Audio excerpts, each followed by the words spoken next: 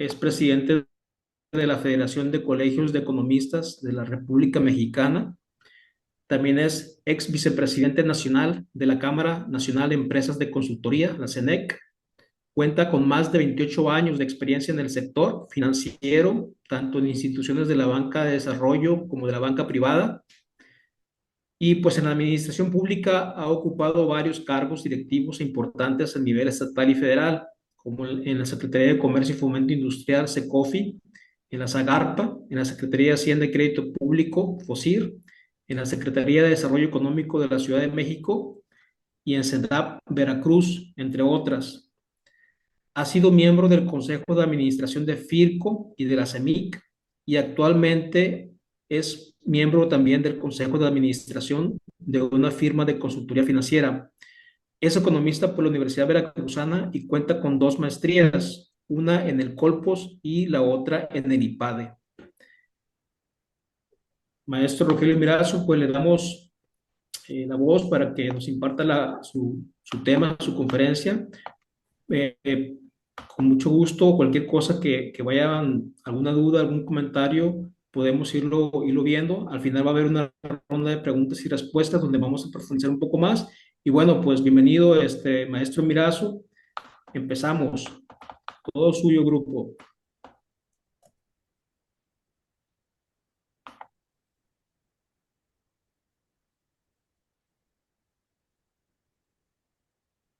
Gracias, Eduardo. Muchas gracias. Muchas gracias a todos por estar aquí, por participar, pues, por tener la posibilidad de participar con ustedes en esta charla.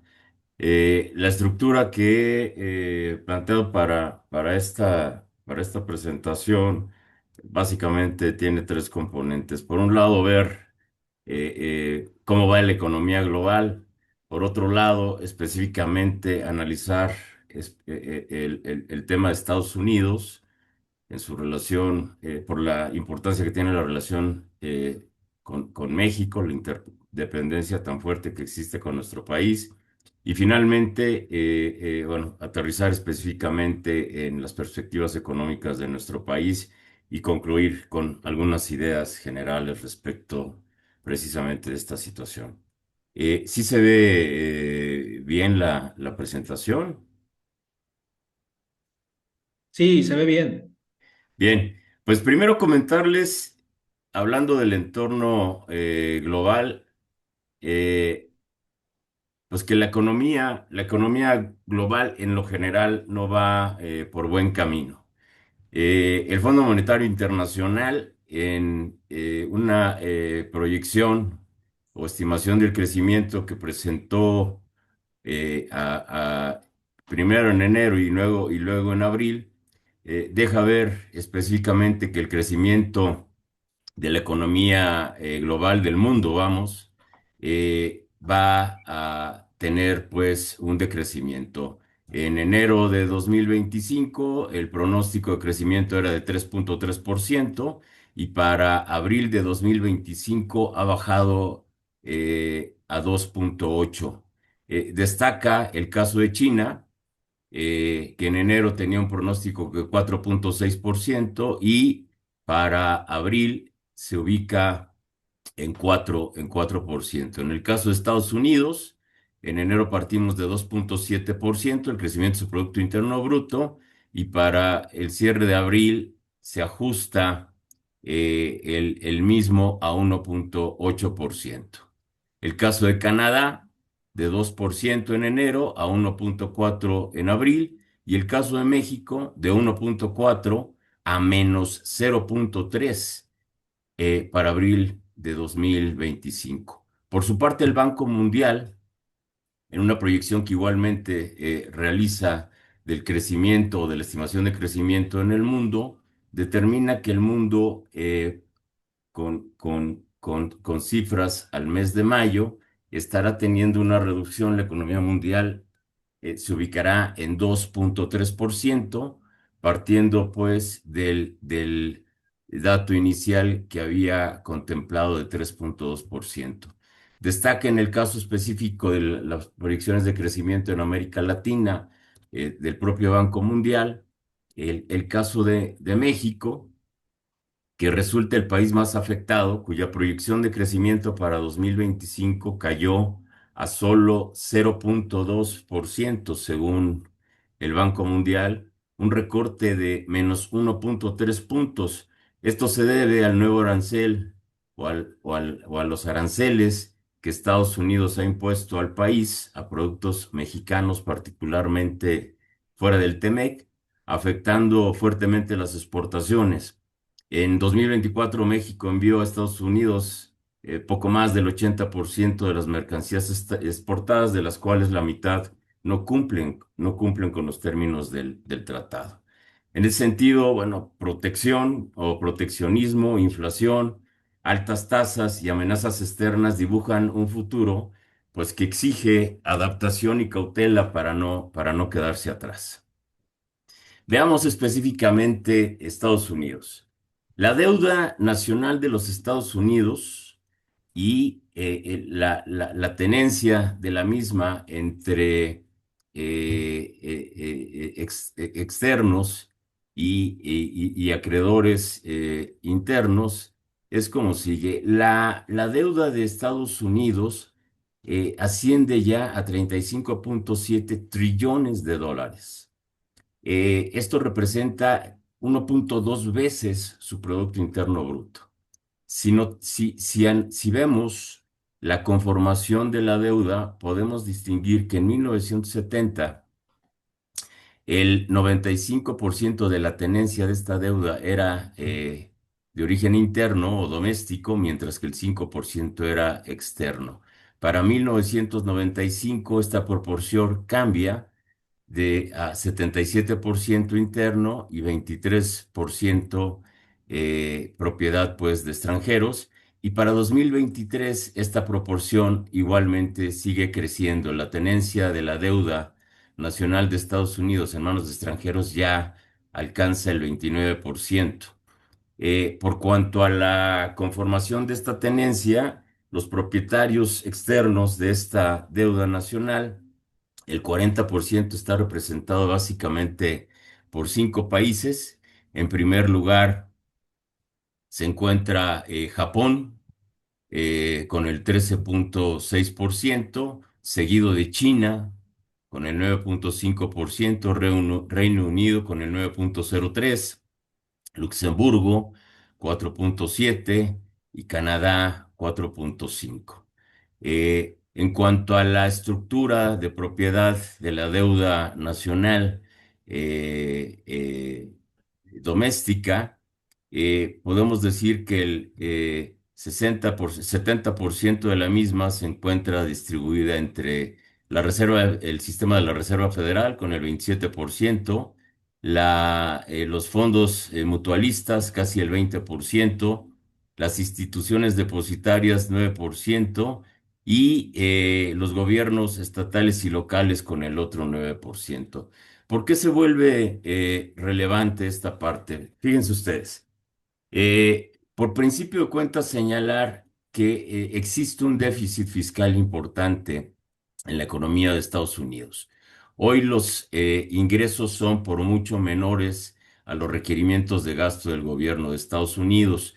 Aquí se puede ver en el primer gráfico la tendencia que ha tenido tanto el gasto como los ingresos y se ve claramente que el déficit neto en este sentido, pues ha venido incrementándose a lo largo de los años, particularmente del año 2000 a la fecha. En cuanto a la estructura del presupuesto del gobierno de Estados Unidos, particular importancia cobra el monto de los intereses generados por la deuda externa que tiene el gobierno de Estados Unidos para complementar o completar el déficit en los ingresos que ha venido presentando.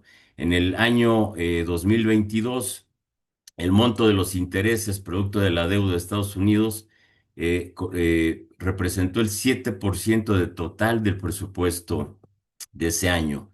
Esto es casi 400,000 billones de dólares en el 2022.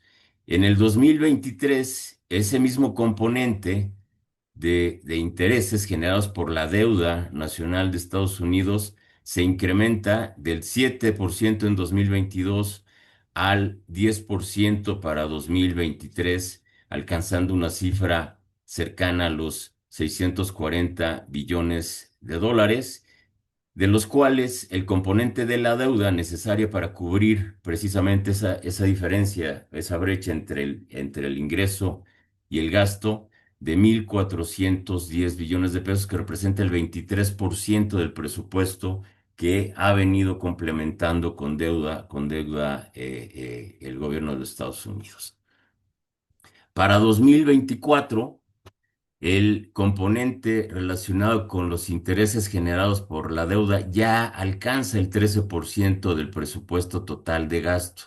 Son cerca de 892.000 billones de dólares, y el déficit que tiene que o que ha venido cubriendo con deuda, pues ya alcanza los 1.915 billones de dólares. Esto representa el 28% del monto de gasto que tiene que completar por la vía de la deuda. Esto se vuelve relevante particularmente porque las obligaciones de pago, dada la deuda, pues han venido incrementándose, en tanto la tasa de referencia, que es la línea roja que vemos en el gráfico, pues a partir fundamentalmente de 2022 ha tenido una tendencia al alza, y recientemente, bueno, la Reserva Federal ha empezado y esto para contener evidentemente la inflación, aunque ha empezado a tener, como en México, pues ya algunos recortes a la tasa. Aquí el punto importante, y por eso me pareció interesante analizar un poco cómo está desde el punto de vista de las finanzas públicas el gobierno de los Estados Unidos, es un elemento importante para poder explicar el por qué, o una de las razones del por qué el gobierno de Estados Unidos, la administración del presidente Trump, ha iniciado un proceso disruptivo en términos del comercio internacional. Y bueno, aquí finalmente, como señalo en la lámina, para estabilizar la deuda, Estados Unidos tiene dos caminos: o reducir el gasto o aumentar los ingresos.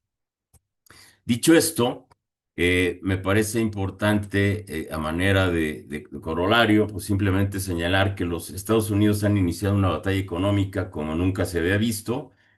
No es militar, no hay armas, no hay misiles. Parafraseando a Santiago Levy, que me pareció un artículo muy interesante que publicó hace no mucho en El Economista, lo que hay es una guerra de monedas, de deuda, de tasas de interés y de recaudación fiscal. Trump no quiere comerciar, quiere recaudar.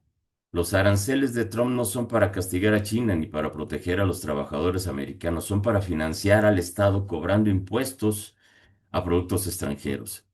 Trump está jugando una guerra fiscal con un objetivo: refinanciar su deuda, recaudar sin tocar al votante y hacer que el capital global regrese a Estados Unidos. China, consideramos, le está haciendo la vida difícil, pero no puede frenar la jugada final de Estados Unidos en el corto plazo. Quien hoy tiene la ventaja estructural impone su moneda, no deja de ser la moneda de referencia mundial, controla las tasas y hace que los demás jueguen en su tablero.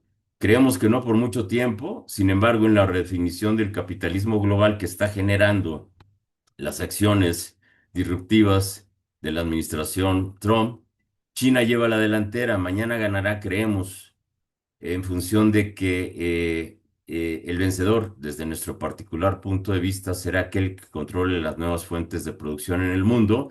Y ahí todo indica, insisto, que China puede ser el vencedor en el mediano y largo plazo.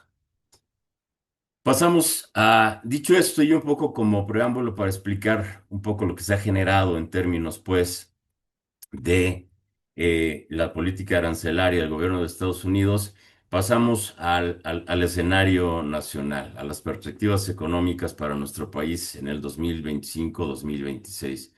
Miren ustedes, en 2025 el gobierno federal busca consolidar las finanzas públicas mediante una combinación de aumento de ingresos y reducción de gasto, con el objetivo de reducir el déficit fiscal y la deuda pública. Bueno, este es el planteamiento que tiene como base, pues, los criterios generales que se han presentado de política económica y que son soporte del plan de gobierno de la presente administración. En estos criterios generales de política económica se anticipa pues un menor gasto no programable, es decir, los que no están directamente relacionados con los objetivos y metas gubernamentales, caso concreto de la deuda pública, que son obligaciones de pago, que independientemente del presupuesto de egresos se tienen que cubrir. Otro ejemplo de esto son las pensiones, etcétera. Y ello debido a que las tasas de interés se proyectan más bajas, por lo cual el pago de la deuda o de los intereses generados y las amortizaciones propiamente dichas de la deuda, pues tenderán a ser menor en función de los ajustes que vaya teniendo la tasa. Aquí, a manera simplemente indicativa, nótese pues que la tasa de referencia de Banjico ha tenido, como lo sabemos ya, un comportamiento a la baja. Esto después de un periodo importante de incrementos que llegaron a ser cercano, a ubicar la tasa en el orden del 11%. Recientemente, en esta misma semana, el Banco de México tomó la determinación ya de ubicar la tasa en 8%, y esto un poco para estimular el crecimiento, el consumo y por ende impulsar el crecimiento.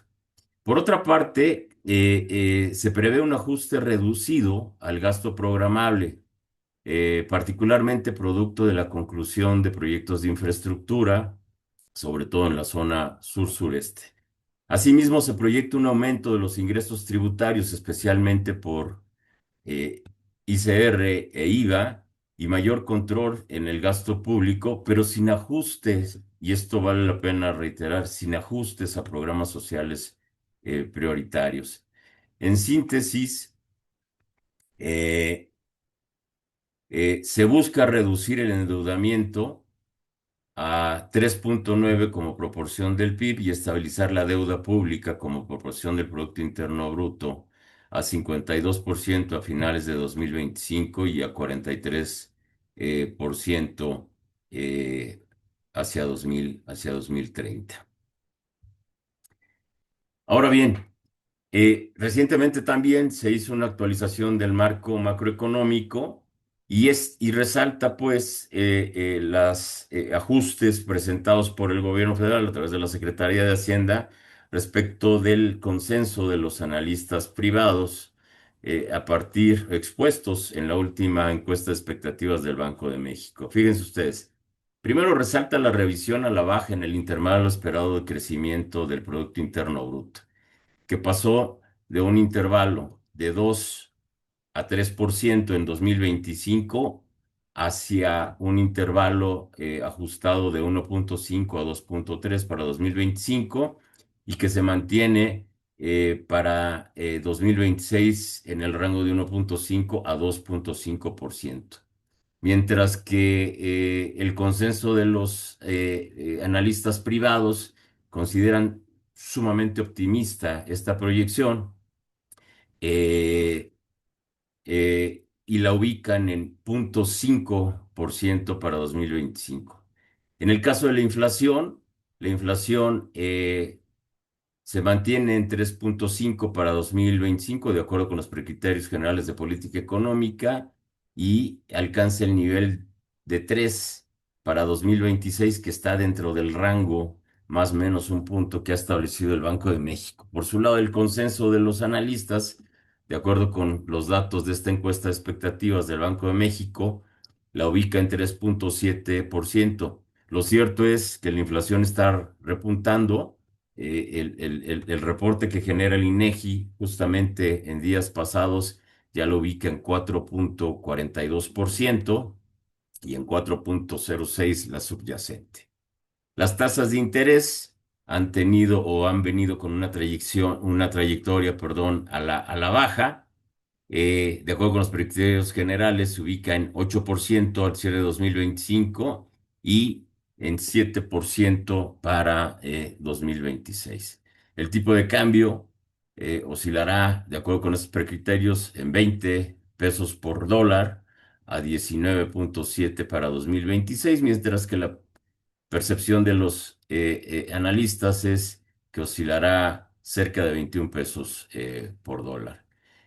El precio de la mezcla mexicana se ubica en 62.4 eh, pesos por barril para 2025, a 55.3 para 2026, mientras que los analistas lo ubican en 68.15. Esto producto seguramente pues de los conflictos armados que se han generado, particularmente el más reciente entre Israel e Irán.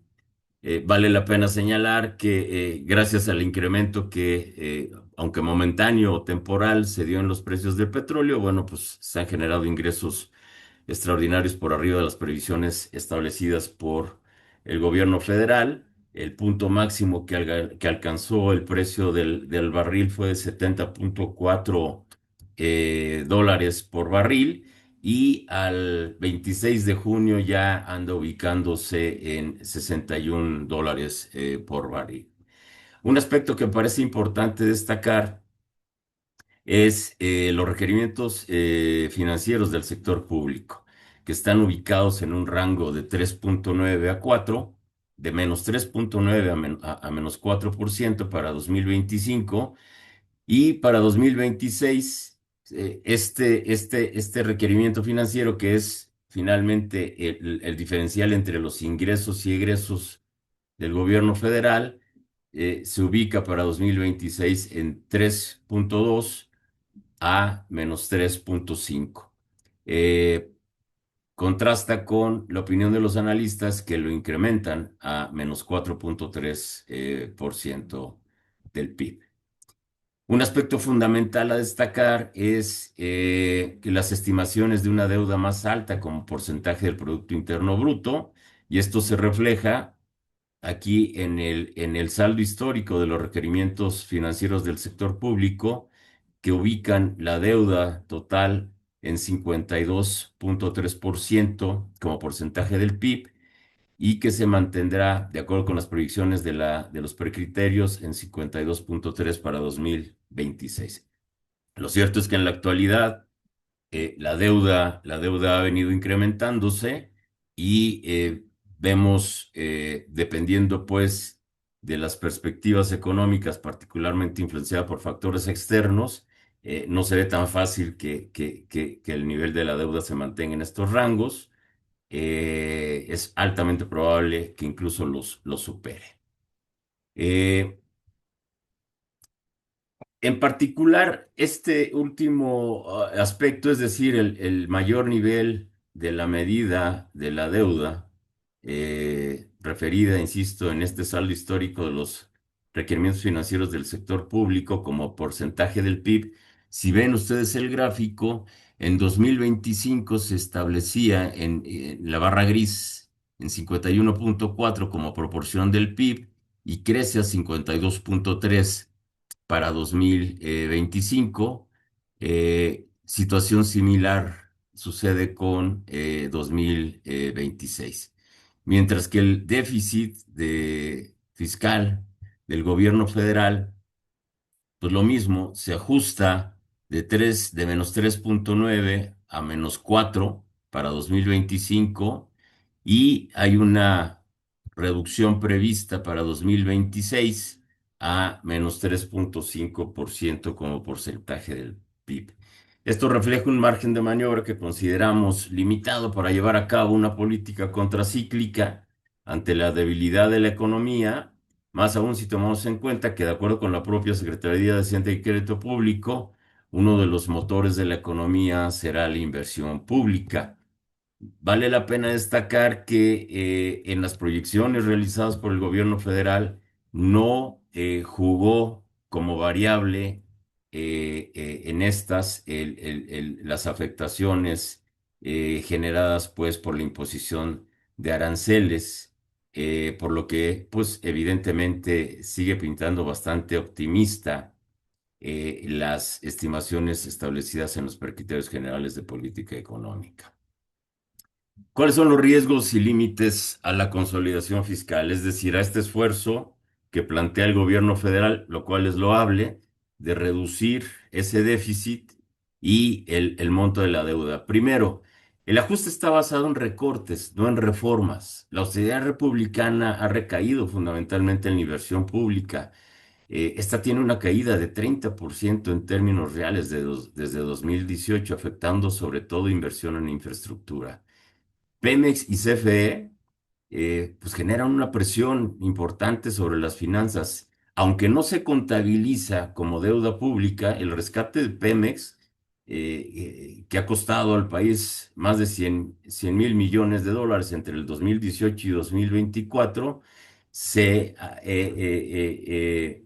agrega pues los subsidios a la Comisión Federal de Electricidad y generan finalmente obligaciones contingentes para el país, para las finanzas públicas.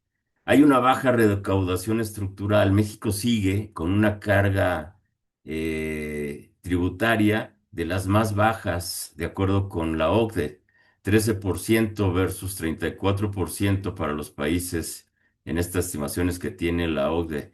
Eh, Aquí el aspecto a destacar es que sin reforma fiscal, pues el margen de maniobra para el gobierno federal ante la necesidad de impulsar reformas acciones contracíclicas para impulsar el consumo y por ende la actividad económica, pues tienen un margen muy estrecho. Y bueno, pues existe una rigidez en el gasto. Los programas sociales, pues son difíciles de reducir y representan más cerca del 40% del gasto programable del presupuesto de egresos del gobierno federal. Miren ustedes.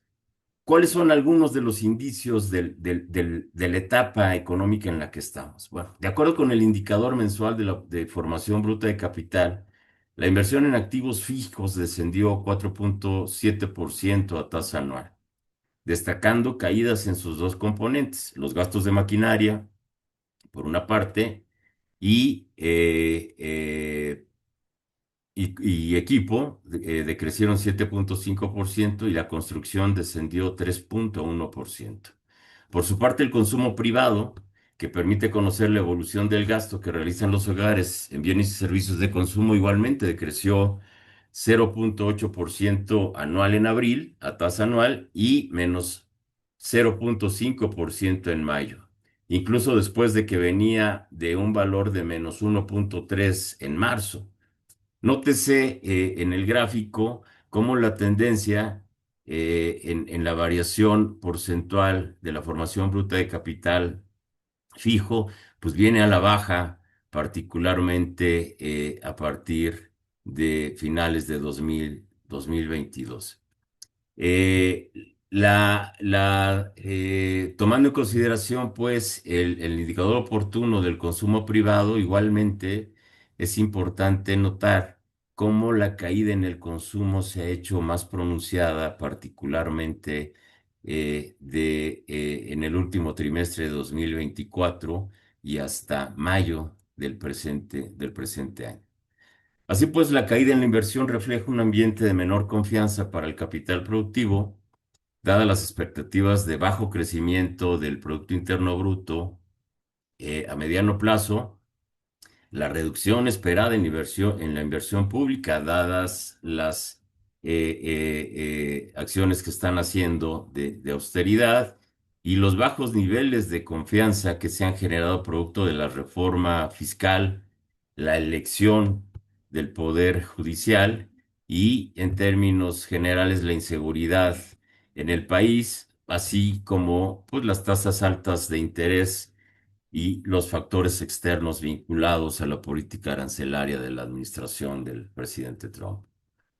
La desaceleración, por otro lado, del consumo se explica, por un lado, por la caída del empleo y también por la evolución de la inflación, que como comentaba hace un momento, pues volvió a subir en mayo, en medio de una clara desaceleración de la economía y pues los recortes que a la tasa de interés ha impulsado el Banco de México precisamente para estimular el crecimiento. Nótese el gráfico del lado izquierdo, que es la tendencia del empleo de 2024 a 2025, en donde con claridad la línea negra muestra cómo ha caído el empleo de marzo a mayo, después de haberse recuperado relativamente a inicios de dicho mes, pero bueno, trae una tendencia a la baja en términos generales.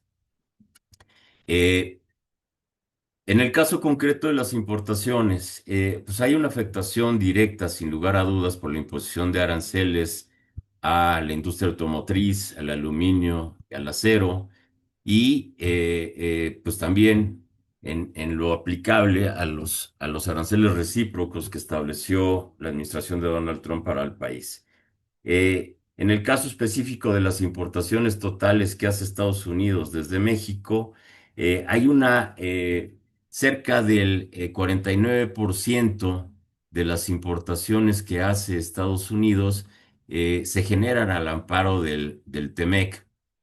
Hay una proporción cercana al eh, eh, 30%, 25%, perdón, no, 30%, perdón, que entran sin arancel, producto pues de los criterios que el propio tratado establece para beneficiar las importaciones en función de las reglas de origen y de trato preferencial. Y hay un margen menor que no aplica o que no califica dentro de este concepto que va sin arancel, que se estima cercano al 12.5%. Eh, Nosotros somos, o el país actualmente ya es el primer socio comercial de los Estados Unidos. El gráfico del lado derecho muestra precisamente el numeral entre paréntesis, la posición respecto de la participación que hay en las exportaciones a Estados Unidos y vean en una proyección que se hace en función de la aplicación que llevó a cabo Donald Trump en la determinación de aranceles al amparo de la Ley de Poderes Económicos de Emergencia Internacional. En el escenario actual, México estaría teniendo una afectación cercana al 12.5% de productos, digamos, o del arancel que aplicaría en promedio a los productos que no están precisamente dentro del paraguas que representa el TEMEC.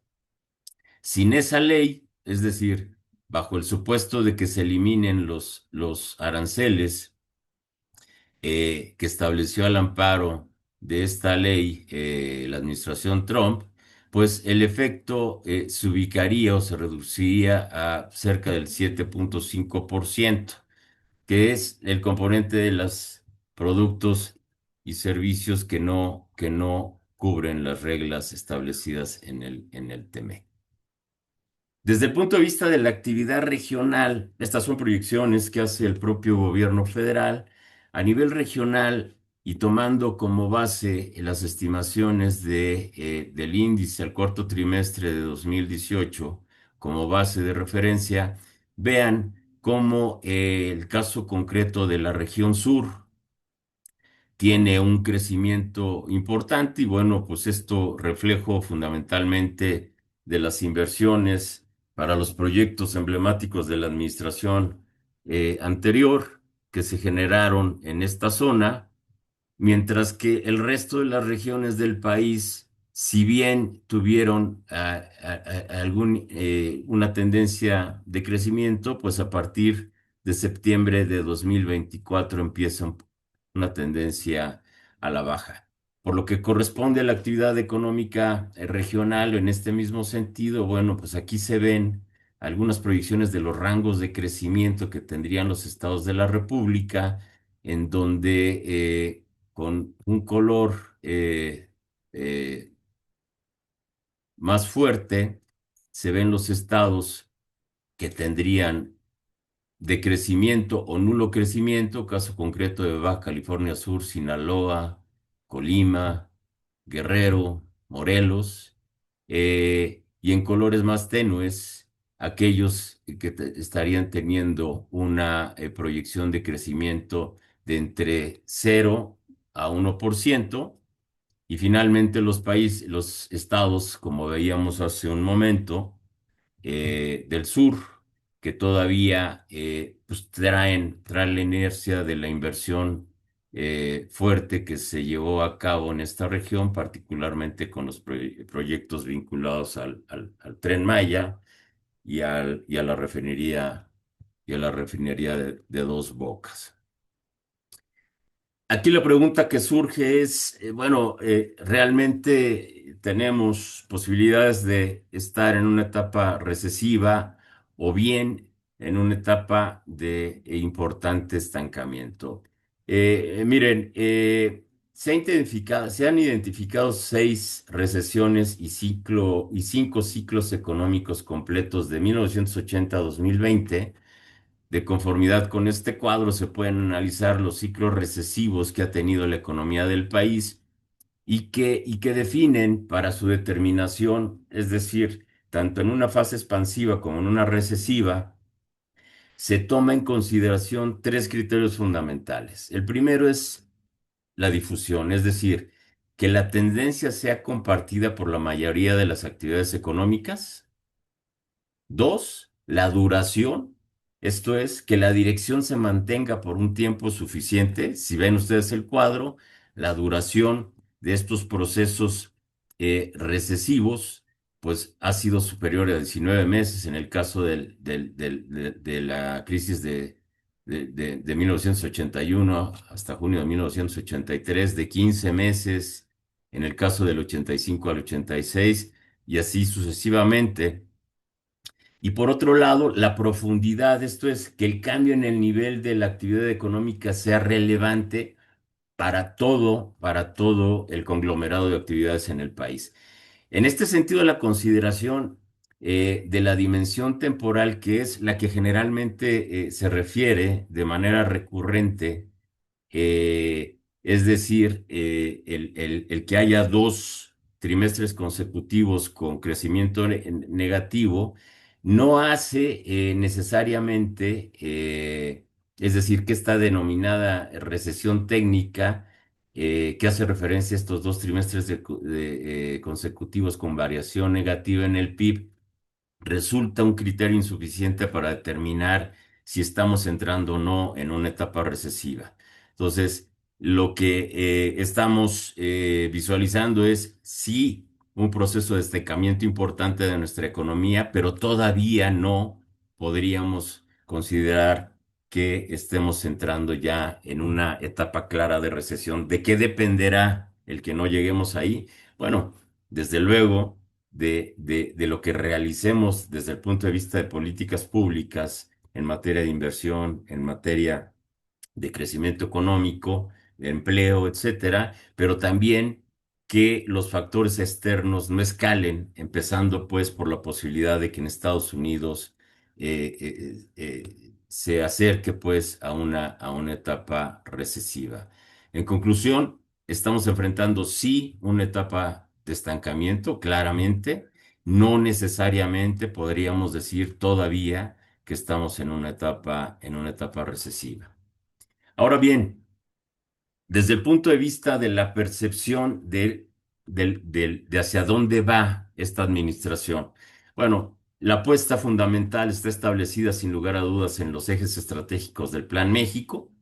Recientemente, esta misma semana, acaban de anunciarse por parte de la presidenta Sheinbaum que arrancan en agosto de 2025 las primeras licitaciones de 15 de los 17 polos de bienestar que están contemplados en el Plan México y que tienen como fundamental aumentar el valor agregado nacional e impulsar como sectores estratégicos electromovilidad, semiconductores, equipo médico y farmacéutica.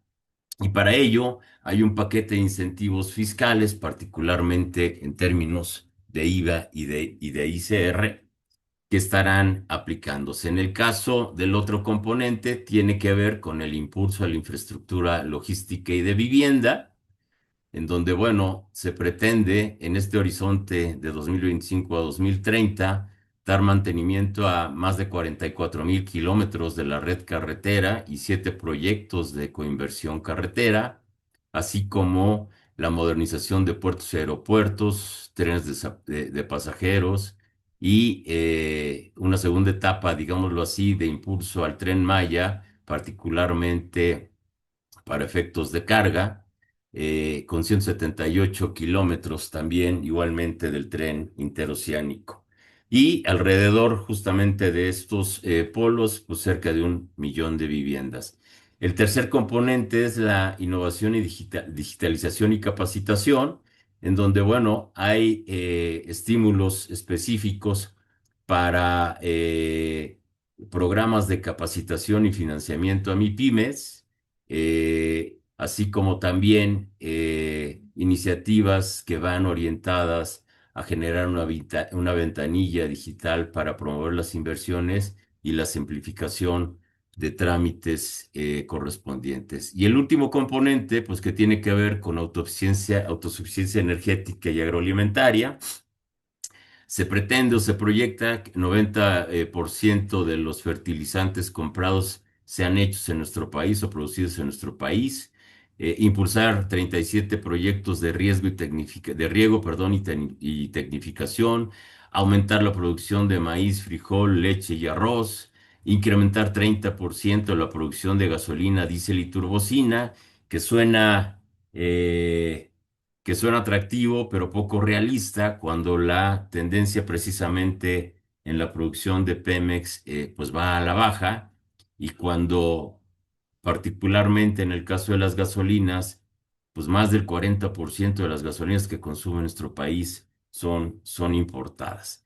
En fin, eh, estas proyecciones en este lapso, en este rango de lo que durará esta administración, están fundamentalmente sustentadas en dos elementos. Uno, la inversión, y dos, la eficiencia administrativa, es decir, el impulso a sectores estratégicos y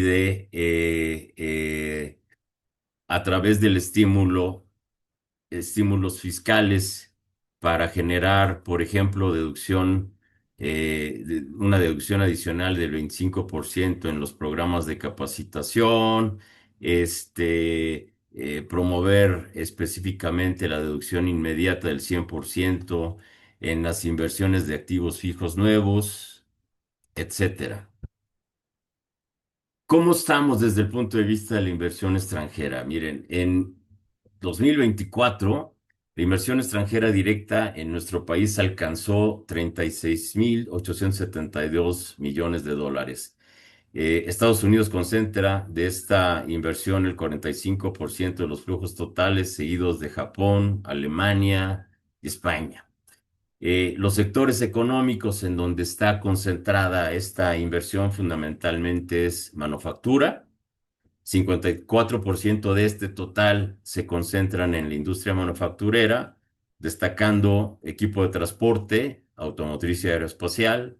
50% de la inversión manufacturera está en bebidas y tabaco, y 20% en equipo de cómputo. Eh, para el primer trimestre de 2025, la inversión extranjera alcanzó un monto de 21.400 millones de dólares, que representa un incremento de 5.4% respecto al periodo inmediato anterior. Pero aquí viene la parte importante. Una gran cantidad de la inversión extranjera que se está generando en nuestro país, como se puede observar en el gráfico, está fundamentalmente orientada a reinversión, que no es malo, pero estamos hablando de que cerca del 78% de las inversiones o de la inversión extranjera directa se trata simplemente de reinversión de capital de las empresas que ya están constituidas en el país. Un 14% son cuentas entre compañías, y solo un 7,4% se trata de nuevas inversiones. En el caso del 2025, hasta el primer trimestre de 2025, de estos 21.400 millones de dólares, solamente 1.586 corresponden o tienen que ver con nuevas inversiones. Esto, desde luego, plantea una serie de situaciones que tienen que ver fundamentalmente con la moderación ante la incertidumbre que se ha generado, no solamente por los factores externos asociados ahora al tema arancelario, sino también por temas vinculados a la falta de certeza jurídica e inseguridad. Como conclusiones o algunas de las principales conclusiones, miren, la economía mexicana profundizó su debilidad y apunta, perdón, a una contracción en el tercer trimestre de 2025. Durante mayo, como pudimos ver en algunos de los gráficos, la economía mexicana mostró señales claras de estancamiento y retroceso, confirmando la debilidad que ya se venía arrastrando desde principios del año. Aunque no se confirma una recesión técnica, los datos apuntan a un 2025 de bajo o nulo crecimiento. La combinación de una industria estancada, baja inversión y factores internos y externos que han generado incertidumbre, pues están limitando cualquier posibilidad de repunte. Factores internacionales y locales han intensificado el repunte de la inflación, incrementando aún más esta incertidumbre, en especial en sectores como el automotriz y el siderúrgico, además de la depreciación del peso frente al dólar, que ha incrementado sin lugar a dudas el costo de los productos importados. De hecho, en el gráfico donde se mostraba o donde se muestra la tendencia a la baja en el consumo, en el caso específicamente de bienes importados, ha decrecido 6,1% con cifras a mayo de este año. Así pues, el desempeño económico general sigue siendo débil. La inversión fija bruta, como pudimos observar, ha caído en términos anuales, lo que también revela pues una menor confianza para el capital productivo. Nuestro país enfrenta un problema económico delicado. Por un lado, la necesidad de impulsar el crecimiento, pero por otro, la inflación que no da tregua, dejando al país atrapado entre contener el repunte de precios, con movimientos al alza en su caso de las tasas de interés, o bien estimular el consumo para reactivar la economía, manteniendo la tendencia a la baja de la tasa de interés, que dicho sea de paso, acaba de ajustar el Banco de México, y si bien la reducción fue de 50 puntos base, se estima o se prevé que aún habrá al menos dos o tres movimientos a la baja, pero de menor intensidad, para efectivamente ubicar la tasa de referencia en niveles de 7 o 7,5 al cierre de este año. Un aspecto fundamental que resalta es el nivel de informalidad. 55% de la población económicamente activa está concentrada, digamos, dentro de las actividades informales. Hay una baja innovación y educación técnica insuficiente, que son elementos importantes incluso como motores para capitalizar las posibilidades, aunque cada vez se ven más lejanas del nearshoring, de la relocalización.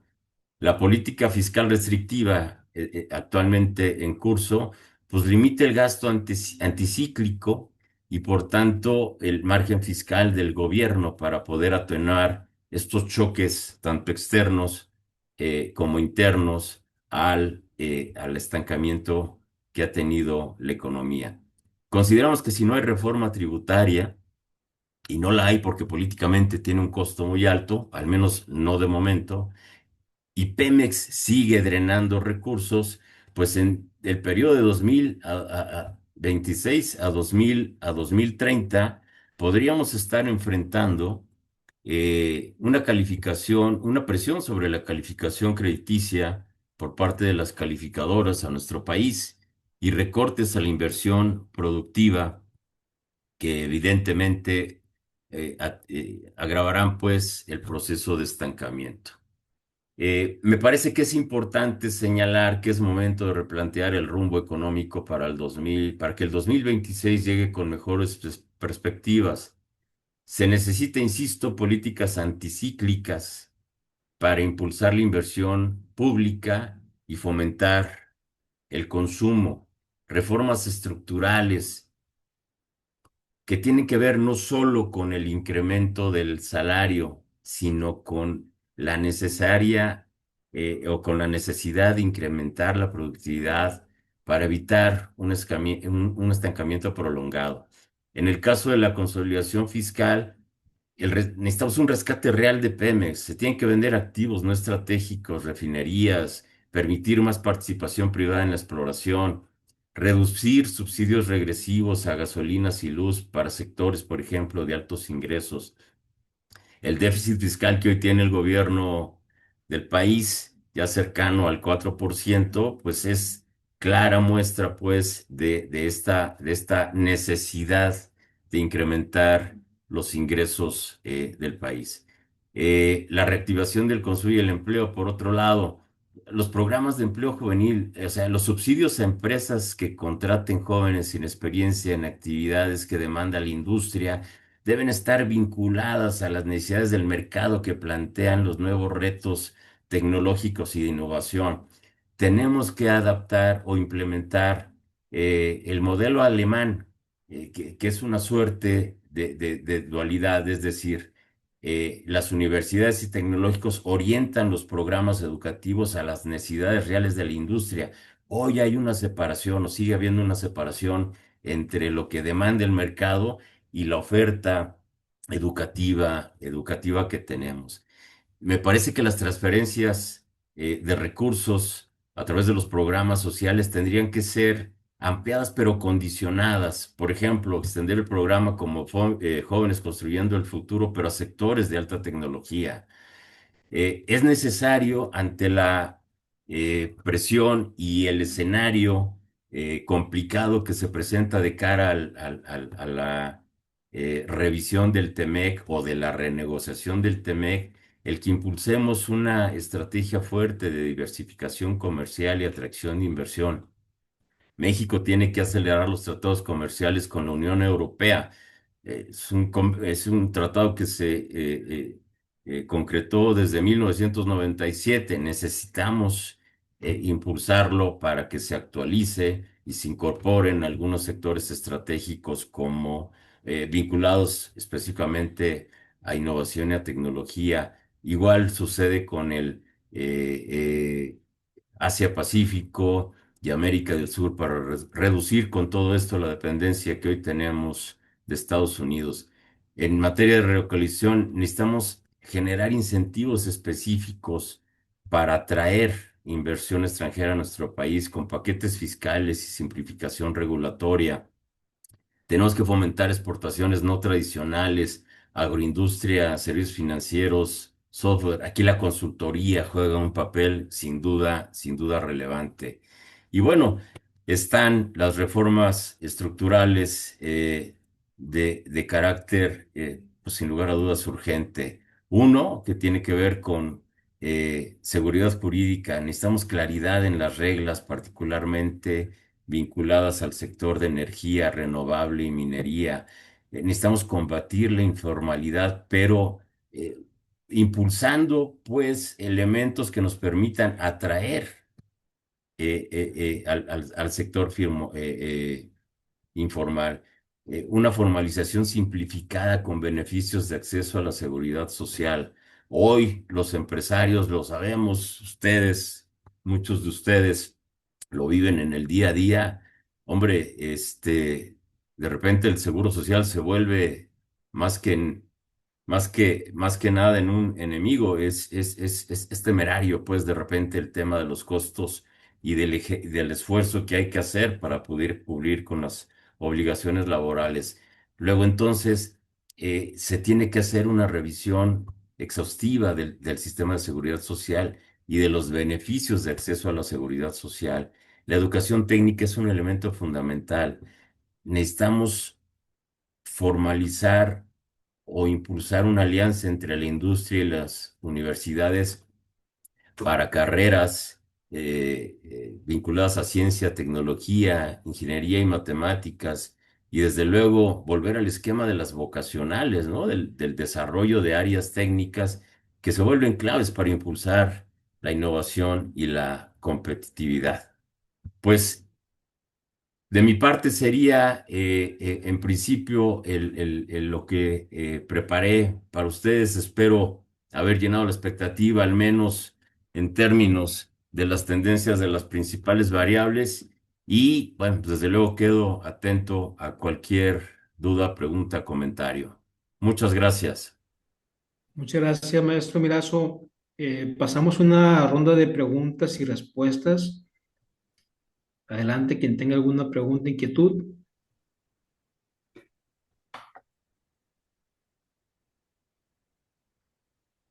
Bueno, empiezo yo si les parece. Aquí en Sinaloa, maestro Mirazo, Sí. mal vamos saliendo de la crisis de la pandemia, cuando ya estamos entrando a otra crisis derivada de la inseguridad, de la violencia, lo que muchos han llamado la narcopandemia. Ya llevamos más de 9 meses, casi 10 meses con esta situación y la verdad no merma, no, parece ser que no tiene fin. Y en el caso de que lo tuviera en el corto plazo, ¿cuánto tiempo usted considera después de que se detenga tanta violencia, pudiera pasar para que la actividad económica, para que la economía se reactive una vez de que ya merme esta situación? Así de una forma muy, a grosso modo, de forma estimada. Pues mire, Eduardo, es difícil establecer a priori, pues, un periodo específicamente de recuperación por principio de cuentas, partiendo de que la crisis de seguridad particularmente que aqueja al estado de Sinaloa, pues no ha terminado. Si bien se están impulsando acciones para tratar de mitigar y combatir estos procesos de inseguridad que se están dando en el estado de Sinaloa, lo cierto es que lo que no hay claridad es respecto al tiempo en el cual terminará este ciclo, esta ola de violencia que se ha generado en el estado y que está afectando, pues, de manera fundamental, pues, la economía de las familias, de las empresas en el estado de Sinaloa. Eh, y si a esto aún se adiciona el hecho de que una parte importante de la actividad económica del Estado está concentrada en actividades vinculadas a la exportación, tanto del sector primario como en el caso del sector industrial y en cierta medida también en la parte de servicios. Bueno, pues hoy con la economía global en lo general, que muestra claras tendencias de reducción del nivel de crecimiento económico, bueno, pues la verdad es que el panorama no es nada halagüeño. Generalmente un ciclo económico o la reposición de un ciclo económico, cuando las condiciones, digamos, de las variables que se presentan como causa raíz de estos problemas se mitiga, pues tarda al menos eh, de 18 a 36 meses en empezar, digamos, a normalizar la actividad económica, pero depende pues de la profundidad con las que estas variables pues hayan sido afectadas en el tiempo, ¿no? Estamos hablando de año y medio a 3 años después de que se detenga la violencia. Pues por lo menos porque, digo, no estamos afectando de forma estructural algunas de las actividades económicas, pero sí estamos en muchos casos minando algunas de las actividades económicas más importantes del Estado, y por otro lado, la recuperación de la confianza, el efecto psicológico para recuperar la confianza en la actividad y volver a salir y reponer, llámese contratos, llámese la vinculación con el mercado, no es inmediata. Pero insisto, no es una ínsula Sinaloa. Al final del día está inmersa, pues, en la economía del país y en la economía global desde el punto de vista de la interrelación que tiene con otras actividades económicas y con el mercado tanto interno como exportación. Entonces, eh, es difícil establecer un pronóstico en términos de tiempo, insisto, partiendo de que el problema no ha terminado, pero bueno, lo cierto es que un ciclo económico no se repone de manera inmediata, ¿no?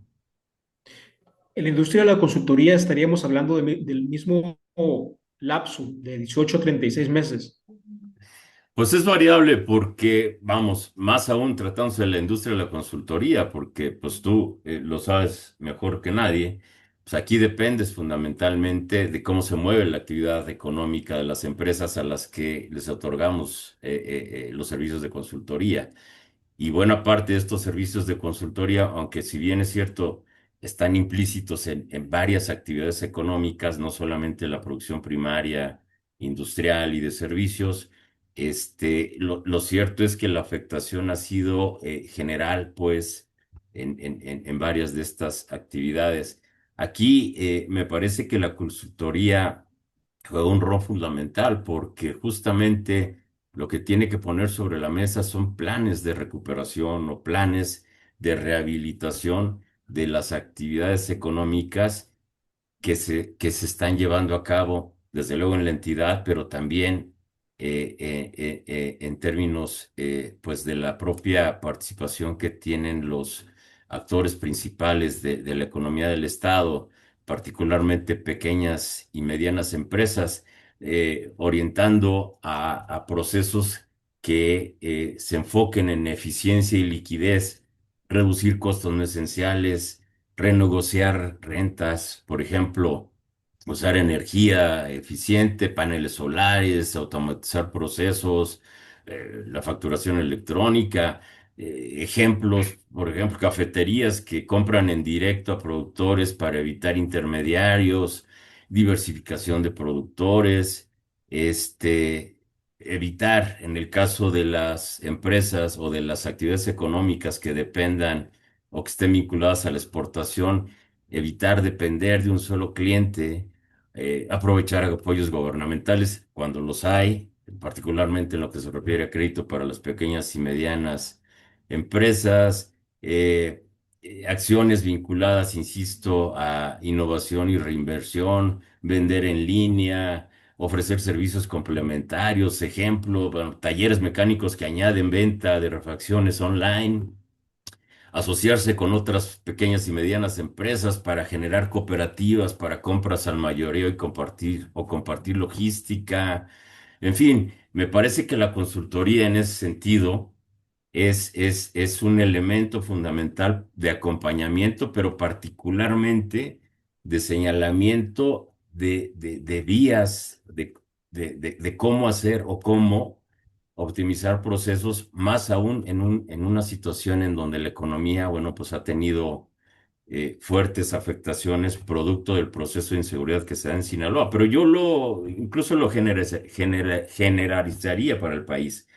Si las condiciones de la economía de México, pero también del mundo, se tornan más complicadas debido a shocks financieros, a que el TEMEC sufra un proceso de reestructuración y eh, eh, pues se haga más rígida y demandante la posibilidad de obtener mejores condiciones de tratamiento comercial para nuestro país, bueno, pues eso va a tener efectos o afectaciones para las actividades económicas, particularmente vinculadas a la exportación, pero igualmente con aquellas que tienen que ver con las actividades que están vinculadas al reforzamiento del mercado interno. Incrementar la productividad se vuelve fundamental. Tenemos que recapacitar a nuestras pequeñas y medianas empresas, tenemos que orientarlas a que se focalicen en procesos vinculados a la innovación y al desarrollo tecnológico. Hoy por hoy, la demanda del mercado está cambiando, se está transformando, se está tecnificando. Hoy se exigen procesos de mayor complejidad económica y necesitamos fortalecer la parte educativa y de capacitación para poder acceder a a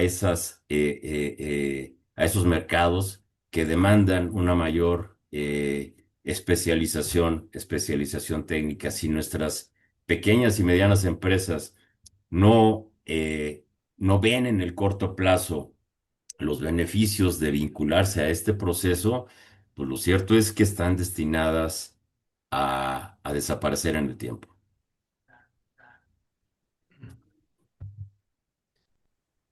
¿Alguna pregunta más?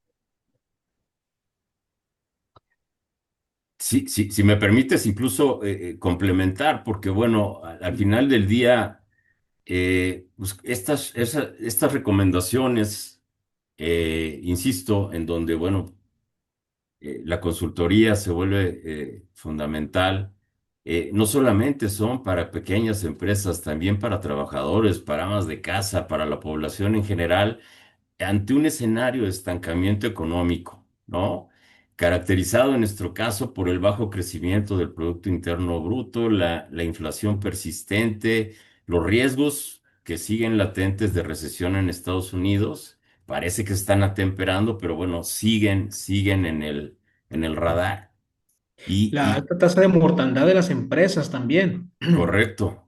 Entonces, ¿Cuántas mueren a los 2 años? ¿Y cuántas llegan a los 10 años? 10% nada más. sí, la parte de gobernanza se vuelve fundamental, ¿no? Asumimos que el tema del gobierno corporativo o de la gobernabilidad de una empresa, particularmente en el caso de las empresas familiares, que es la mayor proporción de las empresas que existen en nuestro país, damos por sentado, dan por sentada muchas reglas, digamos, de negocio particularmente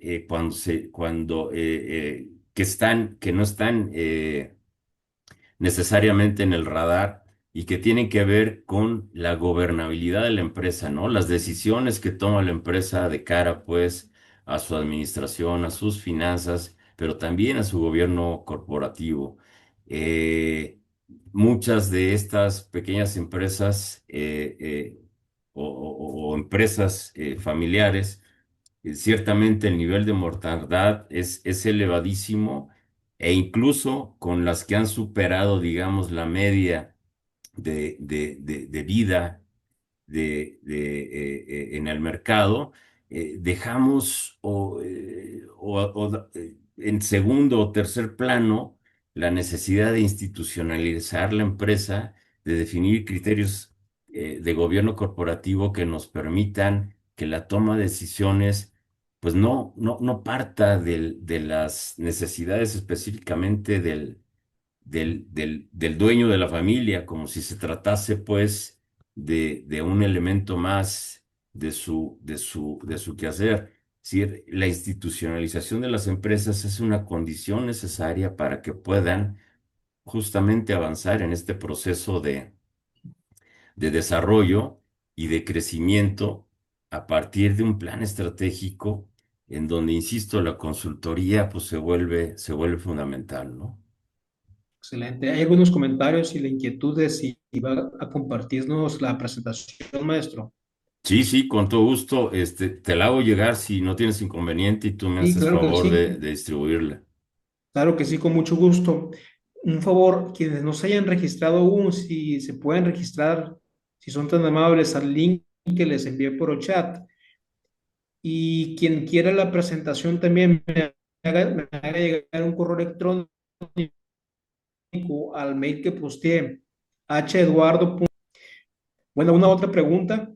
Adrián, Mariel, Ricardo, Por ahí alguien levantó la mano, no alcanzo Mirellita, a... Armando, Javier. Sí, gracias. Muy amable. Bueno, pues muy interesante el planteamiento, digamos, global, que abarca pues prácticamente todas las zonas del país. Un tema a resaltar que comulga muy directo con el planteamiento de la seguridad y el proceso de recuperación económica. Pues tenemos el ejemplo básicamente de la parte de la pandemia y el COVID, que Banco Mundial y la OECD pronosticaban 48 meses de recuperación, ¿no? Evidentemente que tanto la parte de violencia y criminalidad también se da en el estado de Guanajuato, pero efectivamente los medios de comunicación plantean a Guanajuato como global, pero lo que es el turismo en Guanajuato capital y San Miguel de Allende, pues sigue activo, pero con una reducción muy importante, ¿no? Aquí el planteamiento sería un poco en el sentido del esquema de los polos de desarrollo. Recientemente, hace 2 días, se anunció el polo de desarrollo de la parte de Celaya, con 500 hectáreas, el corredor industrial que va desde Aguascalientes, Guanajuato, Querétaro, San Luis Potosí, pues es el más importante de América Latina, ¿no? A nivel de automotriz, autoparteras, etcétera, ¿no? Con inversiones obviamente asiáticas, europeas y americanas, eh, donde la comunidad japonesa es la más grande del país, en el estado de Guanajuato. Entonces aquí el factor, yo creo, de posicionamiento en cuanto a que hay que tipificar mediante medios de comunicación cuáles son los lugares conflicto. Es decir, en el caso de Sinaloa no creo que sea todo el estado de Sinaloa, ¿no? Es prácticamente, por lo que yo veo de noticias, es Culiacán. ¿Y qué está pasando con el otro estado? Más bien el tema de recuperación sería en donde está el polo de violencia, ¿no? Eh, la parte de turismo no se mencionó mucho, pero pues el turismo está decreciendo también a nivel de México, ¿no? Sí, sí. Producto, obviamente, de la parte de la violencia, ¿no? Y digamos que también la parte farmacéutica, que fue la única beneficiada en el proceso pospandémico y durante la pandemia, pues evidentemente que en Guanajuato hay un planteamiento de que hay industria farmacéutica, la quinta economía nacional, y aquí el planteamiento pues es muy incierto saber el esquema de recuperación, ¿no?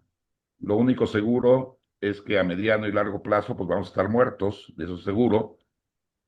Quizá las variables, ahorita con el conflicto bélico, pues son muy inciertas, ¿no? Pero sí, con el diagnóstico, análisis y todas las variables macroeconómicas, la parte de crecimiento de la producción, el comportamiento de la economía mundial, pues esperemos que sea menor el proceso de recuperación que se dio en la pandemia, ¿no? La pandemia, pues se hizo planteamiento de todas las organizaciones internacionales,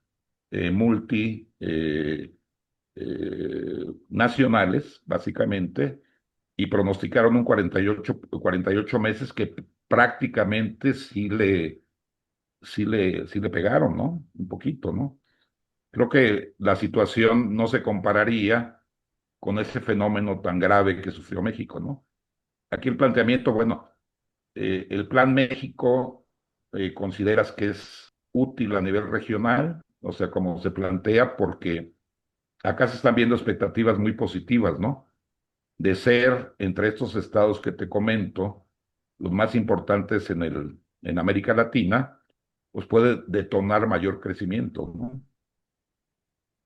Con esto yo concluyo, básicamente, ¿no? Sí, sí, totalmente de acuerdo, Javier. Bien interesante tu pregunta porque sí, efectivamente bueno, varios elementos ahí que comentas. Uno, ciertamente creo que la estrategia de comunicación respecto de las zonas de conflicto ha sido una una constante en el sentido de que no se establece de manera puntual dónde se focalizan las áreas, digamos, conflictivas. El problema es que el tema de confianza no distingue, ¿no? Cuando hablamos, por ejemplo, de Guanajuato, bueno, pues igual damos por sentado que Celaya es todo Guanajuato y ciertamente, pues la realidad es distinta. Pero lo cierto es que en mayor o menor grado, los problemas de inseguridad, por desgracia, se han generalizado en prácticamente todo el país. Y aunque hay áreas, geográficamente hablando, en donde pues aún es más evidente y grave el problema, lo cierto es que el efecto en términos de confianza y en términos de certeza, pues afecta no solo a un estado, sino generalmente a una región. Entonces coincido contigo, yo creo que habrá que entender y promover, pues, que se diferencien, pues, estas zonas, ¿no? Estas zonas conflicto, pero pues ciertamente creo que la posibilidad de que esta diferenciación abone, pues, desde el punto de vista de certidumbre económica y legal, pues no necesariamente va a ser alta, pero bueno, me parece que tienes un punto importante ahí a considerar. Dos, pues ciertamente también la pandemia puede ser un referente importante del tiempo de reposición de un ciclo.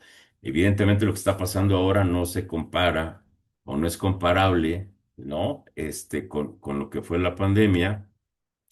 Pero lo que es cierto es que tanto en ese caso como en el actual, se requiere establecer políticas anticíclicas, ¿no? O contracíclicas, perdón, que favorezcan, pues, la reactivación económica de una zona, de una región o de un país. Y desgraciadamente el margen fiscal que hoy tiene el gobierno federal es bastante reducido, lo que implica no solamente impulsar la consolidación fiscal como un elemento, eh, digamos, de ajuste a las finanzas públicas, sino de orientar de forma focalizada, y perdón que lo diga, inteligente, la orientación que va a tener la política fiscal, para los propósitos de consolidación, porque el recurso es escaso y ese recurso debería estar destinado a impulsar sectores prioritarios para su diversificación y crecimiento. ¿A qué sectores o criterios clave tendríamos que tener como base para determinar estos sectores prioritarios para la diversificación? Bueno, primero, potencial de crecimiento, ¿no? Sectores que tengan una demanda global sostenida, a esta manufactura, justo turismo, que tienes toda la razón. Se habla poco, pero lo cierto es que si bien es cierto, uno de los sectores más afectados desde el punto de vista por los problemas de inseguridad, pues termina siendo justamente el sector turístico. Otro criterio clave, perdón, tiene que ser encadenamientos productivos, o sea, la capacidad de generar empleo e impulsar otros sectores a nivel regional.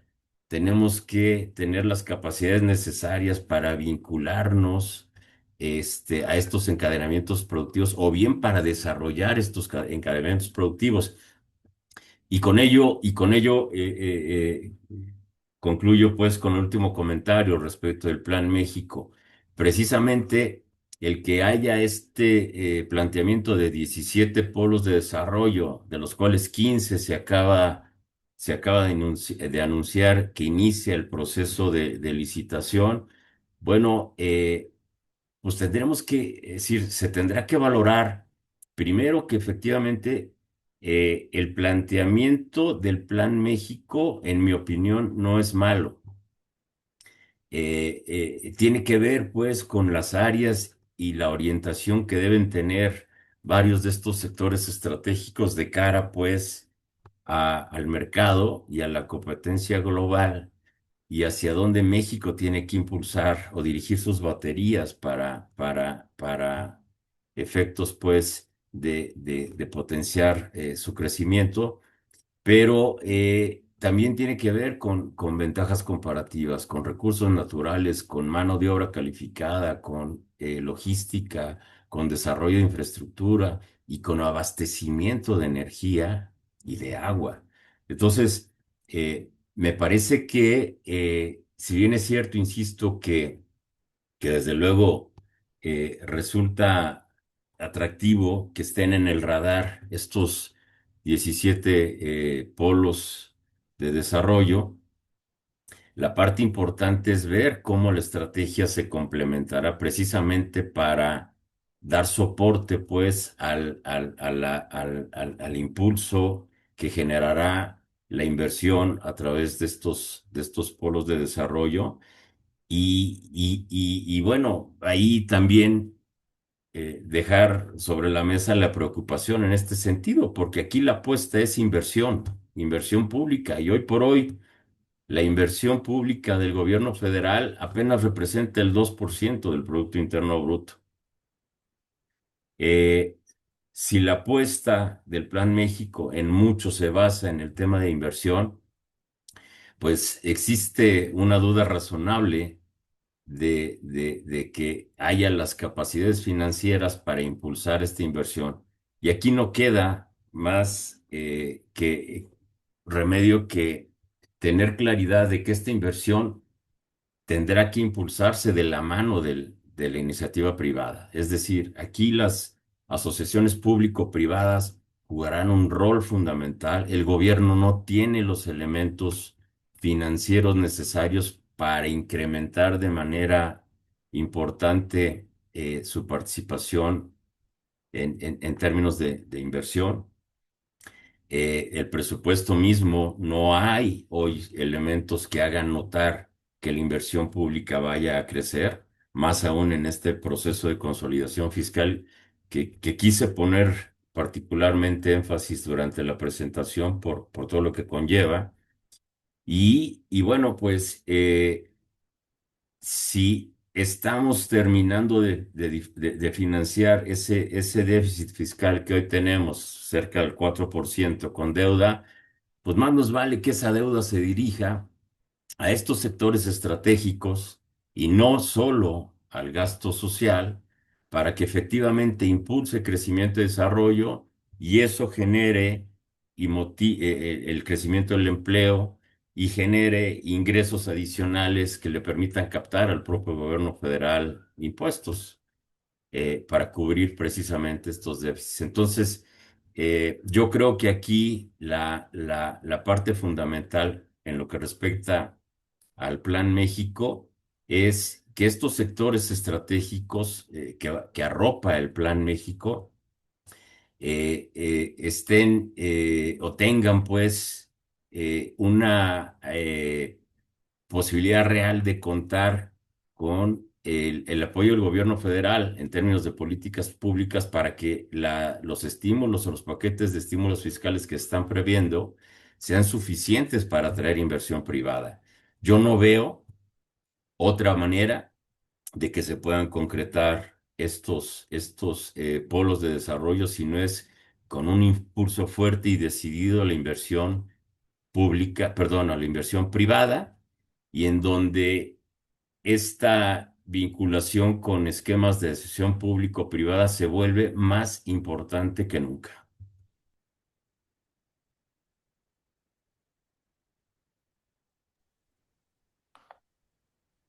¿Alguna otra pregunta, comentario o inquietud?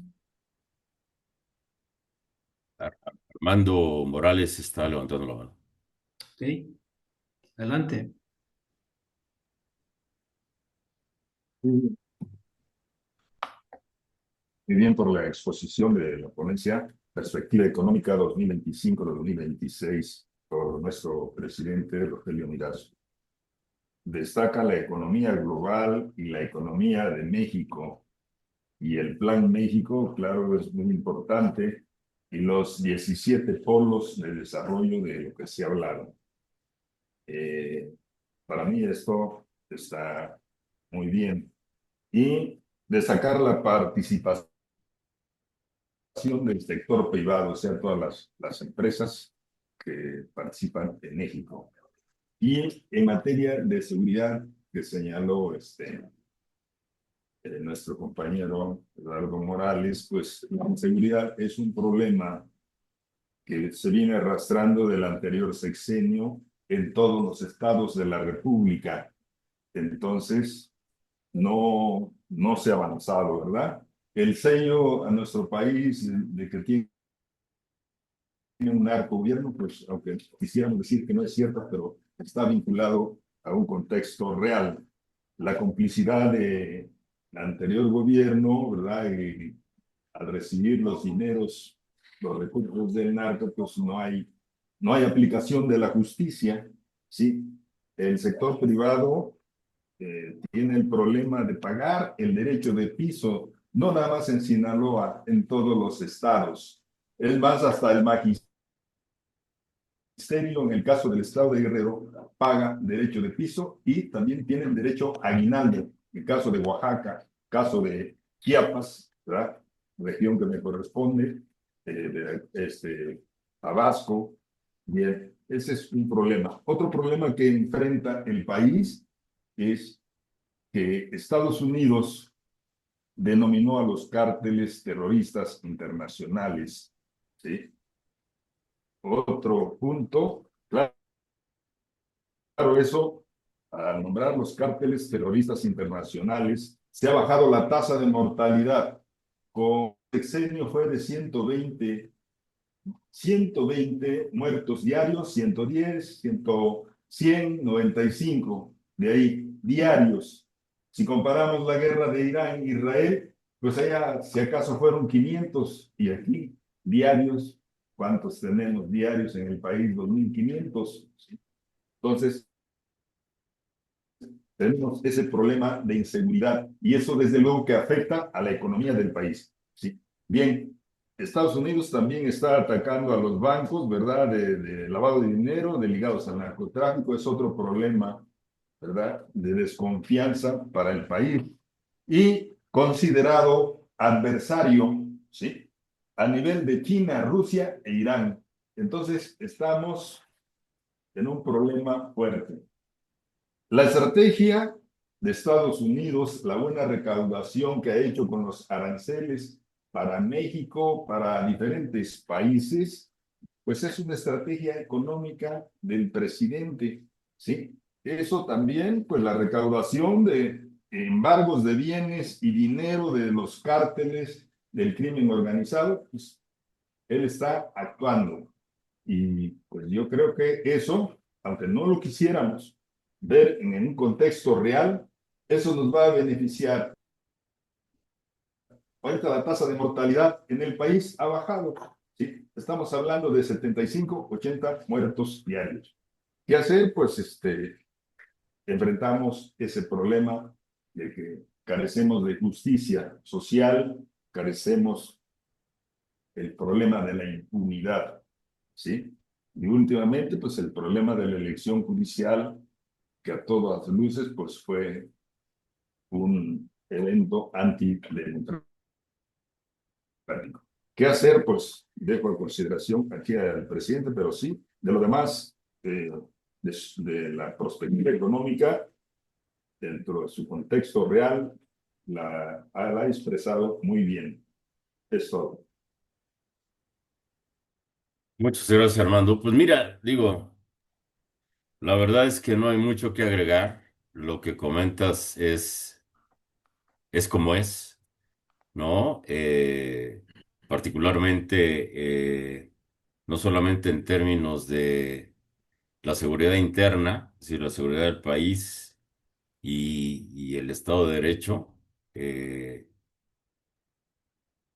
Esto, pues desgraciadamente, es una cuestión que se ha generalizado y que sin lugar a dudas tiene repercusiones directas en la economía, no solamente por la incertidumbre de la inversión, que me parece que es pues uno de los efectos o resultantes más evidentes, ¿no? Mencionábamos la parte de la inversión extranjera directa, en donde pues una porcentaje bastante pequeño es fundamentalmente el que está vinculado a nueva inversión. Y esto sin lugar a dudas tiene que ver con varios factores, entre ellos, pues estos que acabas de comentar que están directamente relacionados con eh, la inseguridad y el Estado de Derecho. Eh, Ahí no hay mucho que agregar. Ahí lo que hay que es tomar acción y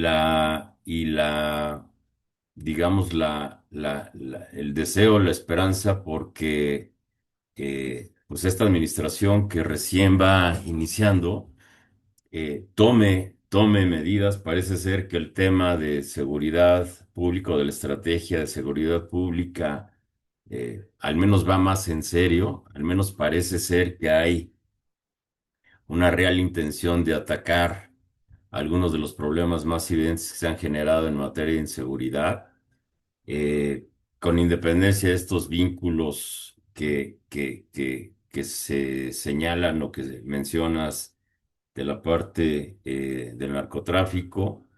Pero bueno, al menos en términos de estrategia de seguridad, parece ser que esta administración está realmente teniendo una estrategia de seguridad. Habrá que valorar, me parece que es todavía muy prematuro valorar si esta estrategia resultará con buenos resultados o no. Va a depender sin lugar a duda de la voluntad política para que las cosas se hagan y que se sancione la impunidad y se combata de manera frontal pues estos grupos delincuenciales. Eh, en cuanto al tema de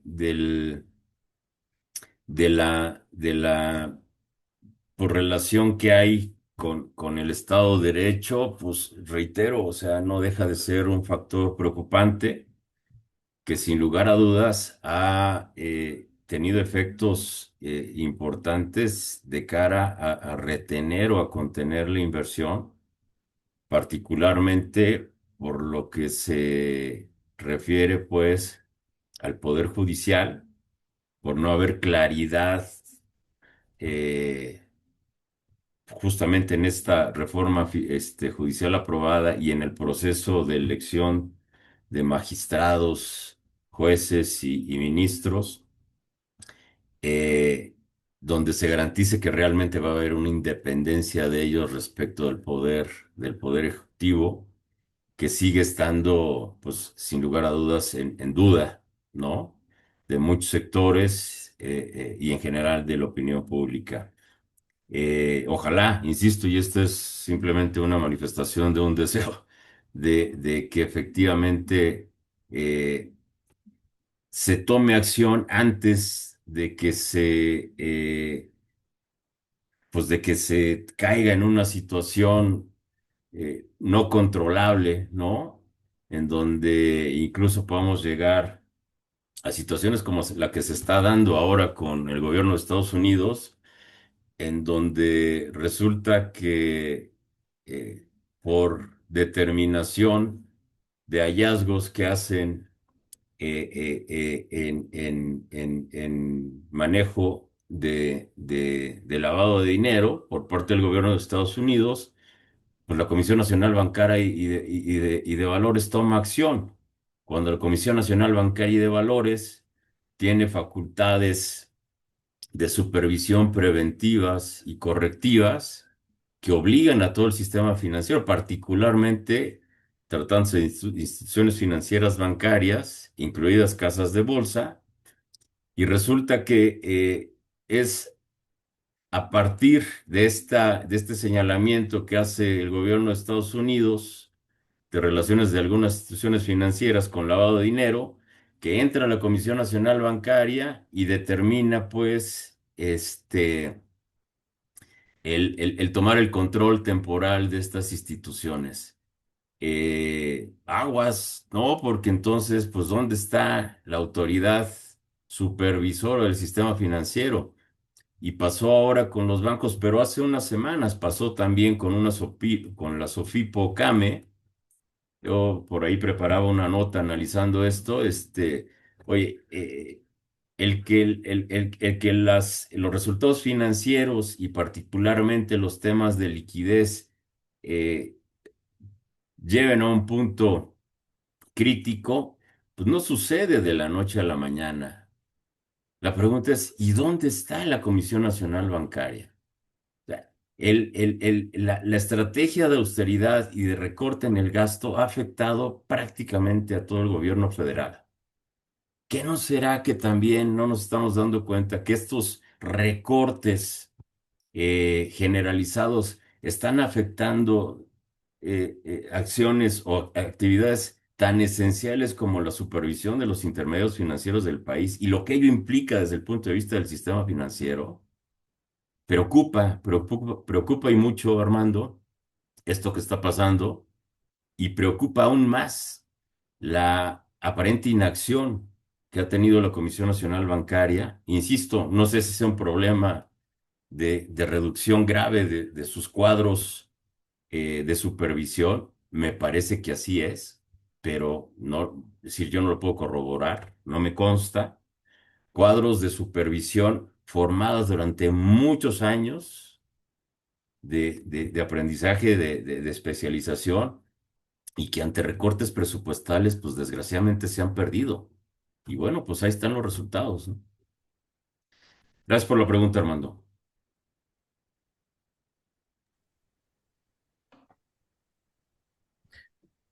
¿Alguien más que desee participar?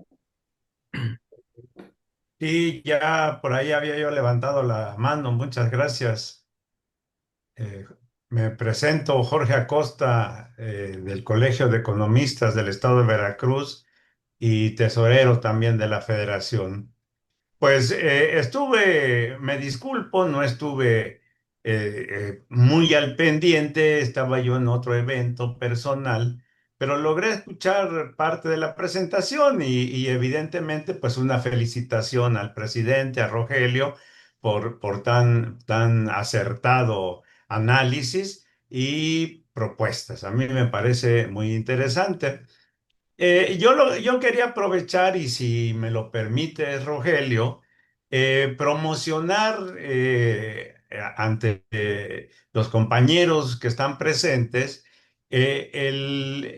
la conferencia que vamos a tener el día 7 de julio. No sé si ya les habías comentado, pero pues si me lo permites, pues, A- a- hago a- Adelante, la por favor. invitación. Adelante, por Miren, favor. la federación junto con el Colegio de Economistas del Estado de Veracruz tenemos una plataforma llamada La Coyuntura, en donde estamos haciendo conferencias pues de personalidades, ¿verdad? Que de alguna manera en su quehacer profesional, en su quehacer empresarial, pues nos pueden proporcionar información interesante. En este caso, el día lunes 7 de julio a las 11 de la mañana está invitado Francisco Alberto Cervantes Díaz, del Consejo Coordinador Empresarial. Nos hará una presentación y este es en esa plataforma. Tiene costos, pero yo digo y pensamos que es un costo muy bajo, son 100 pesos, para tener asistencia a esa conferencia. Se registran precisamente en www.lacoyuntura.com y una vez hecho el pago, le llega a su correo su número de folio para poder ingresar a esta plataforma. Entonces, hago extensiva la invitación para todos ustedes. Recuerden, este lunes 7 de julio, 11 de la mañana. Por mi parte es todo y muchas gracias por la atención. Gracias, Jorge. Pues ciertamente, pues ahora sí que como anuncios parroquiales, si no hubiese por ahí alguna otra participación, Eduardo, y si me permites, Sí, claro. reiterar pues esta invitación que nos comparte Jorge Acosta. Ciertamente A través de la coyuntura de esta plataforma estamos tratando de llevar a actores y líderes de opinión en nuestro país para analizar temas pues, que están en la agenda nacional. Y en este caso no es la excepción la participación del presidente del Consejo Coordinador Empresarial, Francisco Cervantes, quien nos acompañará como conferencista invitado para analizar pues el rol que está teniendo la industria ante esta coyuntura económica y en particular en temas de primer orden, de primera importancia, como es precisamente la inversión, el nearshoring, la relocalización, e incluso ahora el tema de la reducción, de la iniciativa de la reducción a la jornada laboral. Entonces, me parece que va a ser una conferencia bien, bien interesante. Los invitamos a participar. Ya yo había comentado precisamente con Eduardo Morales, que si nos permita, si no hay inconveniente, publicitar el evento pues, a Claro través que sí, del grupo de su chat, que por cierto te claro que felicito sí. porque cada vez crece más Gracias, tu grupo en la CENEC, en la Cámara, en gracias. Sinaloa. Y bueno, pues participar con ustedes de todo esto nos dará mucho gusto que nos puedan acompañar. Claro que sí, con mucho gusto, maestro. Un placer. Apoyamos con gusto para la difusión y la promoción del evento en diferentes chats, en diferentes grupos de WhatsApp, con mucho gusto. Muchas gracias. Muy bien. ¿Alguna otra pregunta, inquietud? Veo que nos acompaña también el maestro Noé Becerra, director general de la Nacional de Empresas de Consultoría. Gracias por estar aquí, Noé.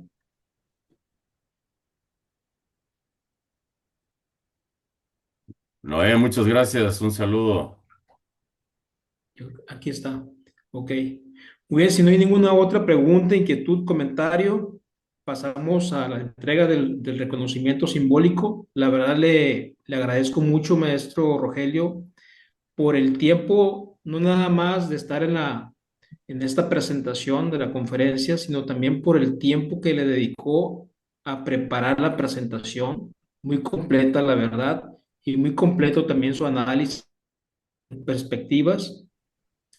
Quiero compartirle un sencillo reconocimiento simbólico como muestra de agradecimiento. No sé si se alcanza a ver por ahí. Ahí está, ya se ve. Perfecto. Muy bien. La Cámara Nacional de Empresas de Consultoría en Sinaloa y en nombre de la Federación de Colegios de Economistas de la República Mexicana otorgan el presente reconocimiento al maestro Rogelio Mirazo Román por habernos impartido con maestría el brillante webinar conferencia prospectiva o perspectivas también económicas 2025-2026. Firma un servidor titular de la representación de la CENEC en Sinaloa. Muchas gracias. Muchas gracias, maestro Rogelio Mirazo. La verdad, encantados de la presentación. Y pues nada, quedamos a sus órdenes. Y bueno, un aplauso, por favor, los que estamos aquí para el maestro Rogelio Mirazo. Muchas gracias, muy amables. Les agradezco. El agradecido soy yo por brindarme la oportunidad de compartir con los amigos de Sinaloa esta charla y pues desde luego invitarlos a fortalecer los vínculos. Finalmente, la Federación de Colegios de Economistas de la República Mexicana está integrada no solo por profesionales de economía, sino también en muchos de estos casos consultores igualmente de empresas con amplia experiencia. Les agradezco a ustedes esta oportunidad y pues que quedo a sus órdenes.